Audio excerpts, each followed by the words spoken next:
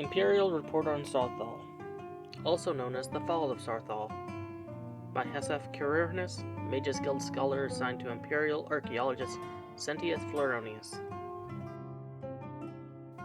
Let it be known that the esteemed archaeologist has chosen to focus his boundless talents on the cooking and baking habits of the early First Era Nords. While this work will no doubt bring great glory and benefit to the Empire, it is clear that my limited expertise is of no use to this effort. I have instead begun using my considerable free time to investigate a particular avenue of study, namely that of the fall of Saarthal. Every child of the Empire knows what happened here, that the first city of man on Tamriel was sacked by the elves, jealous and fearful of the threat men posed to them. Relations have obviously improved considerably since then, but to be able to see the results of the destruction firsthand, it is quite striking to note the degree of effort that went into this venture. The first task before me was differentiating between areas of original architecture and those that were rebuilt after Ysgramor retook the city with his 500 companions. Initially relying heavily on the expertise of archaeologist Floronius, my ability to discern the difference for myself improved over time. Indeed, I was surprised to find that many areas of the city, far more than I would have believed, retained much of the original stonework.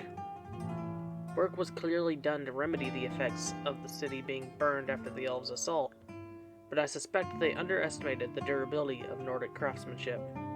Or rather, that is what I initially thought.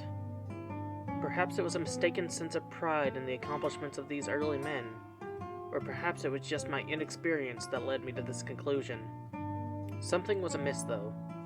Repeated attempts to consult the exceedingly perceptive archaeologists were unfruitful, often digressing into lectures on the bathing habits of Saarthal residents, or the average number of potted plants in a home.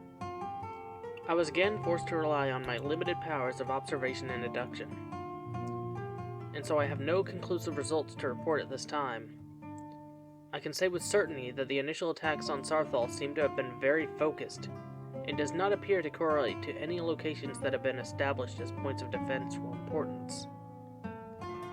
While the eminent scholar Sentius has yet to examine my findings, or indeed show any interest in them, my inclination is to suggest that not only did the elves know the apparent layout of the city, but that their assault was based on a specific directive and perhaps a singular goal.